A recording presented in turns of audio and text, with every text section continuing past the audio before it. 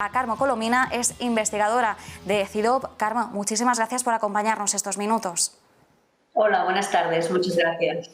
Carmo, como decimos, segunda vuelta de las elecciones en las que se van a enfrentar Emmanuel Macron y Marine Le Pen. Van a ser unas elecciones muy interesantes en un momento en el que además es Francia quien está liderando el papel europeo en todo este año 2022, en un momento en el que, por supuesto, la invasión de Ucrania ha tergiversado todas las estrategias de campaña y, de hecho, teniendo en cuenta el papel de Macron, todas las conversaciones que ha mantenido con Vladimir Putin y también con Zelensky, el papel que está mostrando ahora al frente de Europa ha tenido incluso que retrasar en algunas ocasiones el ponerse ya de lleno a la campaña electoral. Decíamos que la abstención va a jugar un papel clave. También hemos visto una Marine Le Pen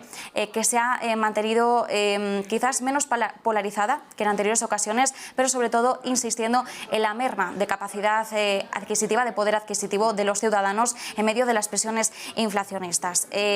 Carmo, sobre todo, ¿cómo has visto este último encuentro, este último cara a cara entre los dos mandatarios, ambas posturas? ¿Cómo las analizarías? Pues ha sido muy interesante porque era un cara a cara, digamos, definitivo, el único que va a haber, además muy esperado, si tenemos en cuenta cómo terminó el cara a cara que mantuvieron ya Macron y Le Pen en 2017, donde realmente Marine Le Pen salió como una clara perdedora porque perdió la compostura, porque no supo mantener ese control, y ahora estamos en una campaña completamente distinta, primero porque sobre todo Marine Le Pen ha jugado la carta de ser presidenciable, de moderar su imagen, de moderar incluso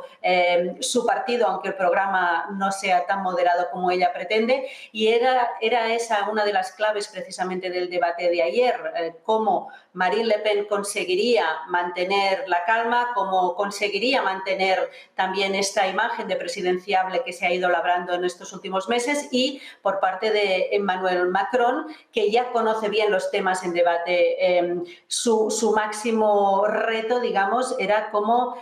saber controlar esta imagen de arrogancia, que es la que más le critican los franceses, que se sienten alejados a esta imagen de poder sistémico que le atribuyen al presidente, con esta imagen de la política de la capital alejada de la Francia periférica. Ese era, digamos, el reto, quizás más estético, quizás más formal. Después había, naturalmente, el choque de contenidos, ¿no? Y tuvo dos momentos muy claros el debate. Por un lado, los dos los has apuntado perfectamente. Por un lado, toda la agenda social, que ha sido clave en esta campaña, fue una de las claves si tenemos en cuenta también la primera vuelta de las elecciones, sobre todo sumando los votos que se llevan la segunda y la tercera fuerza más votadas, es decir, Marine Le Pen, pero también la Francia insumisa de Jean-Luc Mélenchon, que al fin y al cabo son dos fuerzas políticas que tenían un discurso muy crítico con la globalización y un discurso de protección de los trabajadores, de los franceses, unas políticas más proteccionistas. Por tanto, dos visiones muy distintas de la política económica, ¿no?, y del liberalismo, las que se enfrentaban y que ayer, digamos, que ocuparon buena parte del debate. Y después, naturalmente, probablemente uno de los momentos álgidos que esperábamos desde el punto de vista de la geopolítica, que es el papel de las relaciones con Rusia, el papel de la Unión Europea respecto a Rusia, la guerra en Ucrania, pero también la ya sabida dependencia, porque de eso es de lo que acusó Emmanuel Macron a Marine Le Pen, de esta dependencia económica de la candidata de extrema derecha con el Kremlin y con Vladimir Putin a partir de un crédito de 9 millones de euros que suscribe para su partido, y que hace que Macron acuse a Marine Le Pen precisamente de no poder tener un liderazgo político claro cuando depende económicamente del líder ruso. Justo, Carmo, te quería preguntar por eso, porque uno de los temas clave en el debate fue el conflicto geopolítico. Macron acusaba a Le Pen de depender de Rusia, de depender de Putin directamente, y Le Pen sí que es cierto que reconocía los esfuerzos de Emmanuel Macron en la crisis ucraniana, pero criticaba ese embargo energético a Rusia, que es el que ahora tenemos sobre la mesa de debate en Bruselas, en ese sexto paquete de sanciones frente a Rusia. El embargo al petróleo es el que en principio va a salir adelante. La clave va a ser de qué forma, porque van a tener que ser muy cuidadosos para que no se dispare el precio del crudo. Y además hemos estado viendo, ¿no?, ya las subidas. Sobre todo respecto a esta cuestión, respecto a la cuestión de la postura que mantienen ambos respecto al conflicto, vemos cómo Macron sigue sacándole ventaja a Le Pen, pero después de la primera vuelta surgían muchas dudas sobre si realmente esta victoria podría ser o no engañosa y cuál podría ser el papel que jugaría Le Pen si saliera victoriosa de las elecciones en la guerra en Ucrania por un lado y en su papel dentro de la Unión Europea, porque hemos visto siempre a Macron muy pro Unión Europea, junto a la ex canciller Angela Merkel, conformaban, digamos, el dueto de liderazgo, y sobre todo Macron ha querido rescatar en todo este tiempo el concepto de poder de esa unión del bloque comunitario. ¿Cuál podría ser el papel que jugase Le Pen en todo esto? Y sobre todo, la victoria de Macron, ¿podríamos decir que es engañosa? ¿Hay todavía mucho margen para una victoria por parte de Le Pen? Bueno, son muchísimas preguntas y la verdad es que todas son esenciales en esta campaña. La primera es que efectivamente hay dos visiones completamente enfrentadas de la Unión Europea y de la relación de Francia con la Unión Europea. Debemos entender que para Macron la agenda europea o la política europea es una extensión de la política francesa. Para él no hay una gran diferencia, sino que la Unión Europea es el primer nivel donde se expresa esta voluntad de grandeur, ¿no?, y de liderazgo francés. Por tanto, la integración europea, la política de integración europea está plenamente integrada también en la agenda política de Macron. Y después, por contraposición, tenemos esta visión de Marine Le Pen, que aunque ya no defienda la salida de Francia de la Unión Europea, sencillamente sí que defiende cambiar por completo la naturaleza del proyecto europeo. Para ella, la Unión Europea, como dijo ayer precisamente en el debate, es donde se diluye, ¿no?, la concepción o la noción de Francia, ¿no?, y su poder como país, y por tanto su idea de nacionalidad, de patriotismo, ¿no?, está confrontada a la idea de una Unión Europea que quiere transformar claramente en una unión de Estados. Eso es lo que ayer defendía Marine Le Pen en este debate precisamente. Eso es por un lado. ¿Cómo más se puede transformar la Unión Europea a partir de lo que pase este domingo? Hablabas de una victoria engañosa de Macron. Yo creo que efectivamente, no sé si le podemos llamar una victoria engañosa, pero sin lugar a dudas es una victoria legítimamente más débil desde el punto de vista que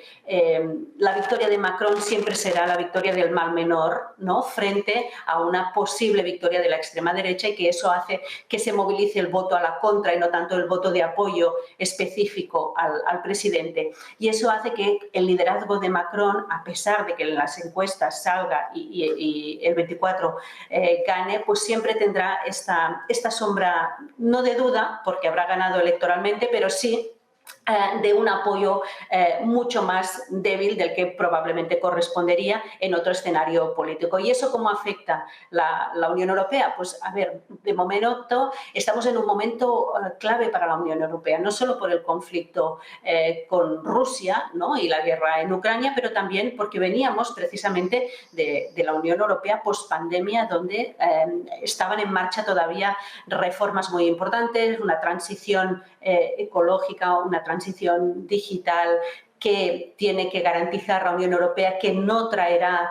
desigualdades añadidas, porque ya hemos visto claramente, precisamente en las elecciones francesas, cómo esta percepción de vulnerabilidad y de desigualdad tiene unas consecuencias claras en las urnas. Estábamos también en plena discusión sobre si estos fondos extraordinarios post-pandemia se podían convertir en un fondo fijo, ¿no?, para tener un recurso en caso de crisis, y esa será una negociación difícil, que ya sabemos que tiene confrontaciones internas entre, sobre todo, la Europa mediterránea y la Europa del Norte. Por tanto, una victoria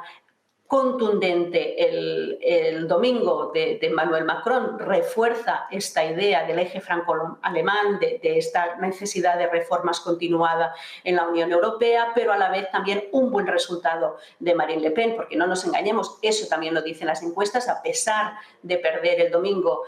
si se confirman las encuestas, Marine Le Pen tendría los mejores resultados en la historia de la extrema derecha en unas presidenciales francesas recientes. Por tanto, también es un mensaje claro de esta Europa, digamos, pro-autoritaria o la Europa del autoritarismo que desafía al propio proyecto europeo y que lo hace desde su interior, ¿no? Y no se limita a la lectura que podamos hacer de las elecciones francesas. Venimos de unas elecciones muy recientes en Hungría que también confirman que el llamado efecto Putin no siempre tiene la misma lectura o la lectura que se hace desde Bruselas, sino que en determinados países, allí donde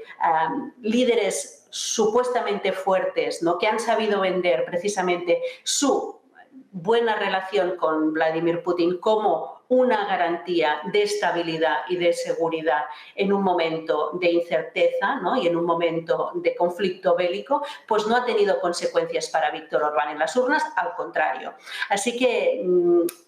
geopolíticamente, económicamente y socialmente hay mucho en juego este domingo en Francia, no solo para los franceses, sino para la Unión Europea.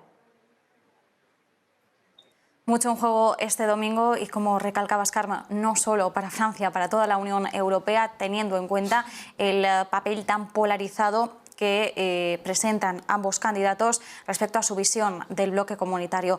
Como siempre, Carme Colomina, investigadora de CIDOB, muchísimas gracias por este análisis. Un placer, cuando queráis.